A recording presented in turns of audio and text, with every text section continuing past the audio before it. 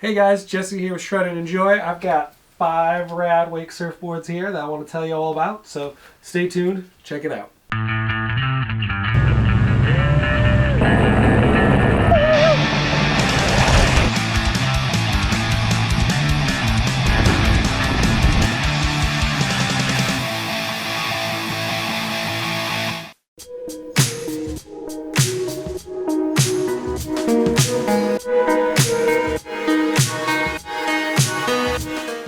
Everyone, so I'm Jesse, and today we're going to be going over the 5 main wake surfboards that I've been riding recently, and a little bit about myself for those who don't know me and are probably new to the channel, since it's a new channel.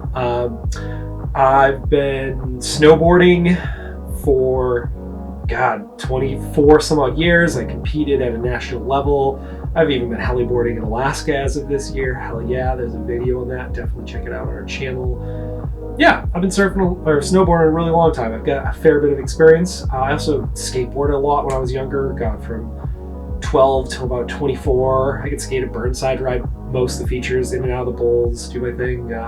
Pavement got a little bit too hard for me, so I kind of stopped doing that. And I also surf a lot. As I'm sure you can see, we got our giant rack of all the surfboards back here. I've even got one back here somewhere I made myself and got to surf in Hawaii. And yeah, I'm not great at surfing itself. I do a decent amount of it though, and I can ride most places like Rincon and whatnot, and traveled and surfed a whole bunch of cool places, and surfed Maine even. I really enjoy surfing. I really enjoy board sports, and I'm really lucky to have a good friend of mine, Trayson, who's got a boat. He does wake surfing, and I tried it out behind his boat, and I'm just really enjoying it. It's something to do when I don't want to drive all the way to the coast, which is frequently out here in Oregon, Washington. The surfing's not really as good as California, which I do frequently get down to, or Hawaii. Thank you to Savannah for being a flight attendant, which lets us go great places.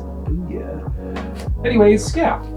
These are the 5 wake surfboards that I have played with, really dealt with over the last year or so of wake surfing, and I've progressed a lot from a beginner, really playing around on the Landlock here, and we'll talk about that, and moving onwards and upwards to more advanced boards, and getting into like the Satellite, and just playing with some different stuff and kind of really getting a feel for it. I'll preface everything I'm going to say though with letting you know I'm not a pro. I'm probably an intermediate. I'm heavy, so all these are the reviews of me as a heavier average adult, I would say. I'm more athletic than a fair bit of people, riding all these different boards and kind of seeing what they do. I can occasionally do a 360. I generally don't land them or something silly happens, and I'm still figuring a lot of details out, especially coming from the ocean on bigger boards. Like I have an 8.6 I absolutely love to ride, that actually shreds a lot shorter than you'd think. The board I made is 8 feet, for example, and it's way more agile than that. But anyways, yeah, so here's kind of my review as an intermediate surfer with all these different boards. I'd also like to quickly give a shout out to Hillcrest, Gresham, and Trent there. Trent and Hillcrest are awesome. I used to compete with Trent in USASA. He really knows his stuff. He really knows his gear. He genuinely cares about figuring out, and he's actually athletic. I've dealt with several stores before where the snowboard buyer, for example, didn't really know anything and was trying to sell gimmicky quick entry bindings and things like that. And Trent's actually legit. He knows his stuff. He is incredibly talented. He's going to see this video right now. I'm going to acknowledge he is actually probably more talented than me at this given time. Feel free to rub that in my face. Even though I have competed with him many times and only beat him a couple times, he's generally better than me. But he really cares, and it shows in their stuff and their selection. And so they've got a ton of wake surfboards now, along with everything else they have. And I was able to demo some of them. I think they're going to have demos available to the general public, but you're going to want to check with them about that. And yeah, so Hillcrest is out of Gresham, Oregon. They got a website. Check them out. They have good stuff. They are honest with their products. I highly endorse going through them. So taking a look at the different surfboards, what we have here is Hyperlite Landlock 5.9. We've got the Hyperlite Shim 5.3. We've got the Connelly Bentley back here that I'm kind of blocking, and 5 foot. Really awesome board. We've got my Hyperlite Satellite which I personally purchased. This isn't a demo one. We'll go through which ones I own and whatnot. And then the Conelly Jet as well, the 4.9. And yeah, we were able to demo all these and take them out thanks to Hillcrest. And right now I'm going to tell you about it.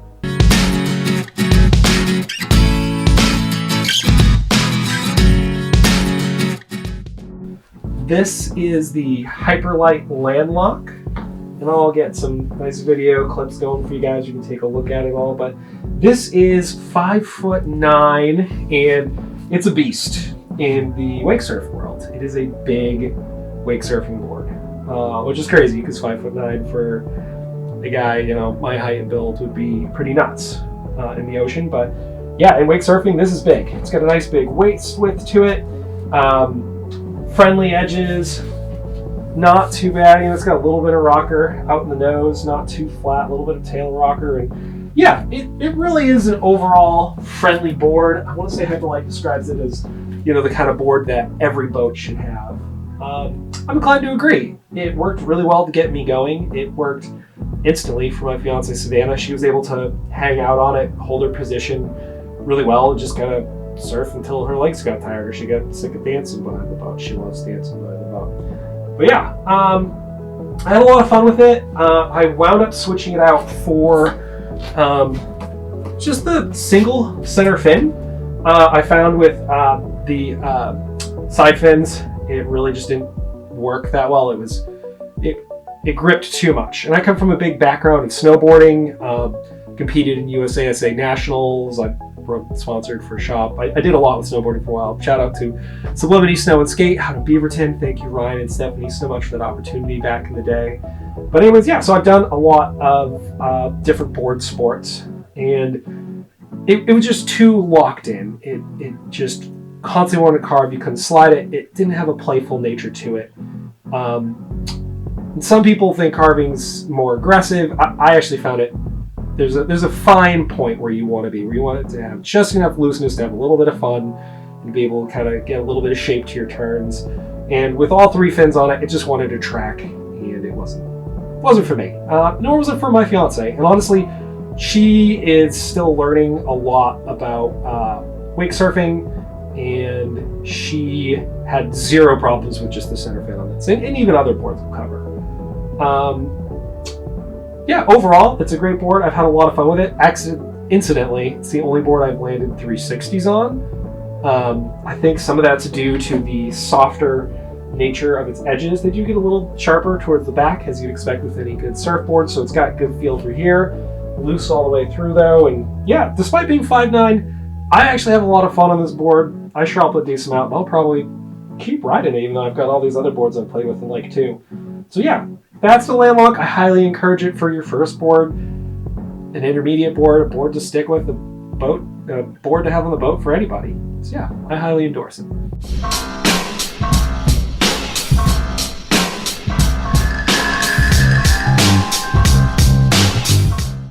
All right, so the next board we're dealing with here is the Hyperlite Shim. It's supposed to be a combination of a surf and skimboard, hence the Shim. At least that's my understanding of it. It is 5'3", pretty flat rocker throughout, just a tiny bit in the nose. It is shorter than the Landlock, incidentally, so even though the Landlock's kind of got a little bit more of a late kick into it, this still handles pretty good with that. Bottom contour, pretty flat. We'll start mentioning that more on the boards they go. One thing worth noting back here is it's got a little bit coming back through there as well.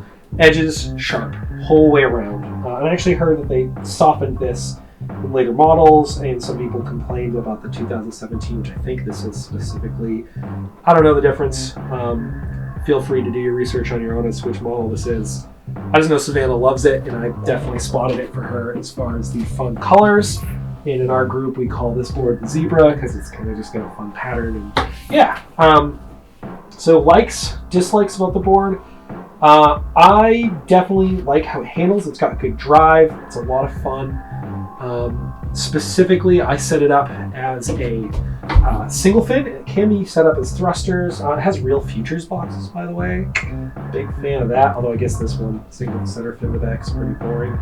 But yeah, I wrote it as a twin, and it was too grippy, which is not typically what you hear. it just was locked in and actually felt slower. I couldn't really have any fun with it. I couldn't slide it around when I wanted to. It just really wasn't fun. The single center fin is the way I've ridden this and had a lot of fun with it.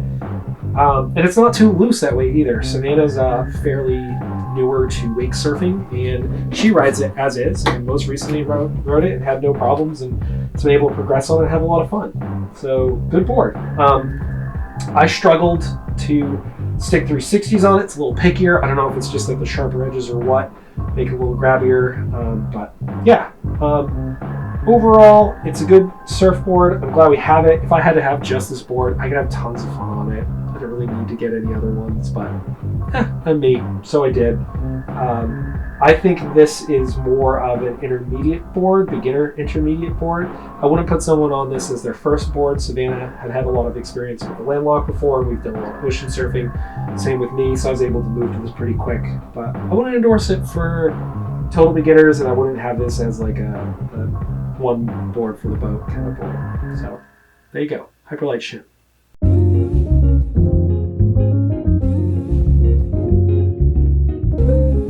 Next up is the Connelly Bentley, and this was loaned to me from Hillcrest, and it's actually a board demo, and I'm not sure if they have demos available for everybody. I don't know what's up with that program. I think it's fairly new, but you're going to want to reach out to Hillcrest out in Gresham, Oregon, if you want to check it out.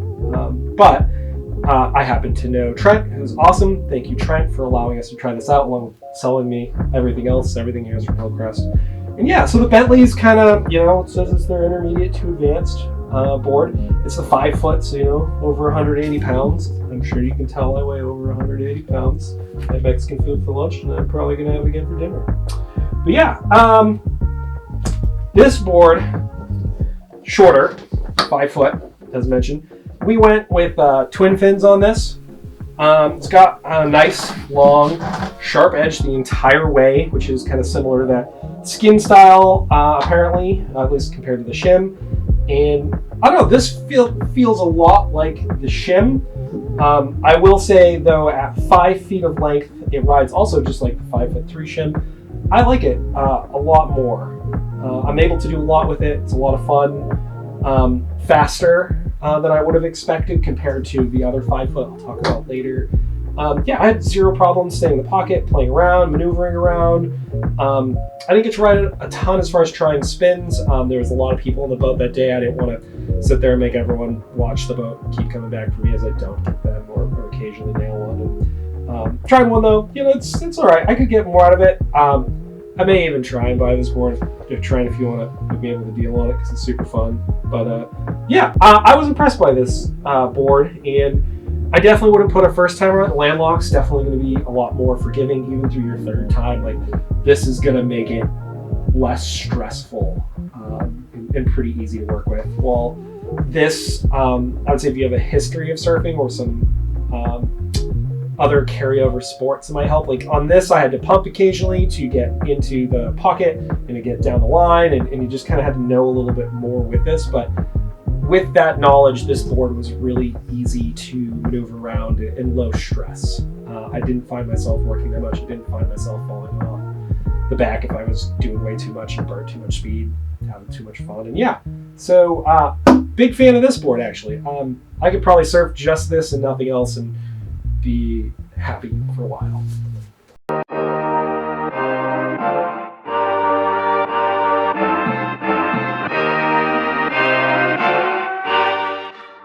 Moving forwards and get backwards onto a Hyperlite again. This is the Hyperlite Satellite. This is actually a board I bought the same time I grabbed these two demos. It's what I was looking for, specifically for me, and it actually wound up, I think, a pretty good fit. I'll talk more about that though. It's 5 feet long. It is a thick board. I haven't really dealt with thickness yet, but I'll get more to that in a bit. It's got a really interesting rocker. It's pretty flat throughout the tail, and incidentally has a single concave through there for shape, but it really starts to about midway through, really start to rise, and then really rise up towards the nose. And more rocker than any of these other boards, and I'll talk more about kind of what that made work really well on it. Soft edges all the way throughout, which is the first time we've had that, all the way even through the tail, which is interesting and made for unique surf. I'll talk about in a bit. But things I liked about this board, I think that this is a good intermediate board, and it is a perfect fit for me. Riding it as a twin fin is something you can set up as a quad fin.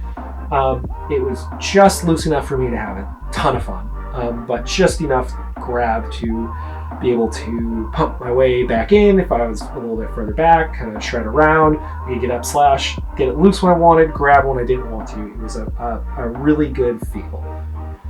I like the rocker profile coming up, getting rather high on the wave and then kind of doing a big bottom turn, playing around with it. The rocker just fits really well. I'm never dealing with the nose trying to go under. I think it's a great board in that regard, so I really enjoyed it.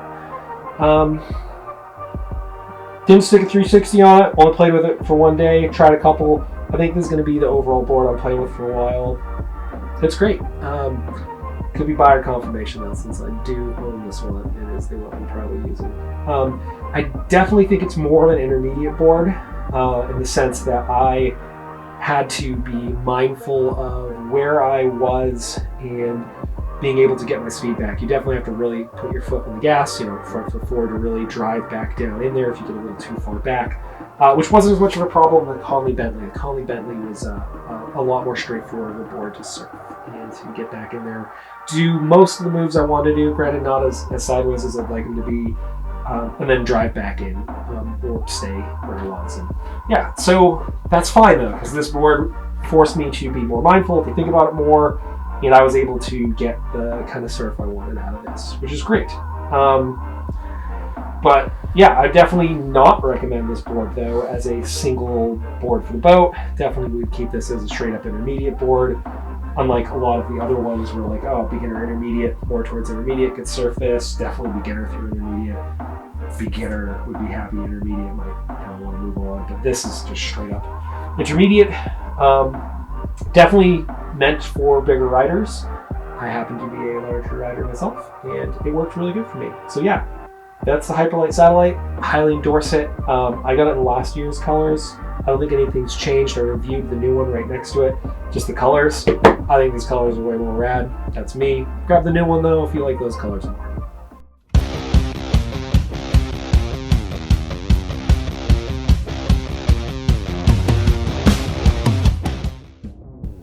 Alright, last wake surfboard for review here is the Conelly Jet. It is 410 for riders greater than 180 pounds. Let's see, it's got a pretty mild rocker length to it, nothing that crazy or exciting. The bottom is definitely quite interesting. I've heard of why they call it the Jet, I'm sure. It's got these huge cutouts and lines, especially right through here. These are darn near small fin height. I guess nub height would be. But yeah, it carries all the way through, all the way down. This has those same kind of fake FCS2 boxes going on that a lot of other companies have. And yeah, whatever about that. Edges, sharp. Sharp, sharp, sharp. All the way through here, sharp, especially right through there. Sharp, a little bit softer up towards the nose, but this board, I personally didn't ride. Trayson rode it. He's the owner of the boat. He's pretty experienced. He definitely knows what he's doing. And he was throwing up signals and later talked to me about how grippy this board was. He also has a big background in snowboarding. We like to snowboard. We like being able to throw the board sideways, kind of get a little slashing on the lip, have some fun, and this board didn't have that for him. It was really drivey. So really quite wasn't what he was looking for. Definitely not what I would look for.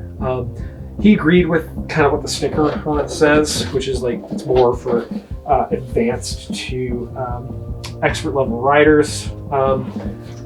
I haven't personally ridden it. I agree with his assessment on it though, based on what I saw him trying to do and everything with it. And it's just not as forgiving as some of the other boards.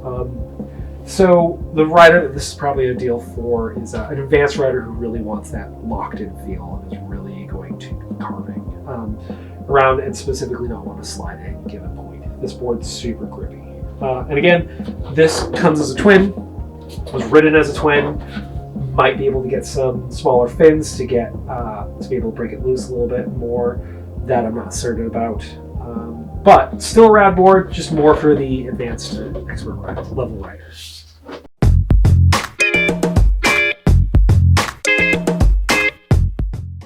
All right, so that does it for a review of all the wake surfboards I've owned and took out for demo. If you like anything you saw here, please check it out at Hillcrest. They have a whole bunch of different boards available for sale. They got the Jet available. This is actively available there right now. They have the newer version of this. Always got more landlocks, which are great. I highly endorse that you grab any of these boards. You're all going to have fun on them for most any level. And if you're advanced, you're going to grab the Jet and have a blast. Please subscribe, check out our channel out. We're going to be doing a whole lot more wake surf stuff as I get better at wake surfing and filming it specifically. I'm a little newer to that. We get the GoPros in the mix and kind of playing around with all that sort of stuff, angles and all that cool stuff to make it rad. But yeah, please subscribe. We're doing a whole bunch more, and I'm sure you've seen some of the other videos. We got heliboarding stuff we're doing, done some backcountry stuff, we're doing some travel stuff. I'm going to start doing spot checks for various surf places we like to go. We know some cool ways to go about Southern California on the cheap with a camper and have fun, and I won't be blowing up any spots because they're all well known and shit. The Beach Boys sang about half of them, so it's been ruined since what, the 50s? Get out of here, you guys. Yeah, anyways, thanks for checking it all out, and please subscribe, and yeah, stay rad.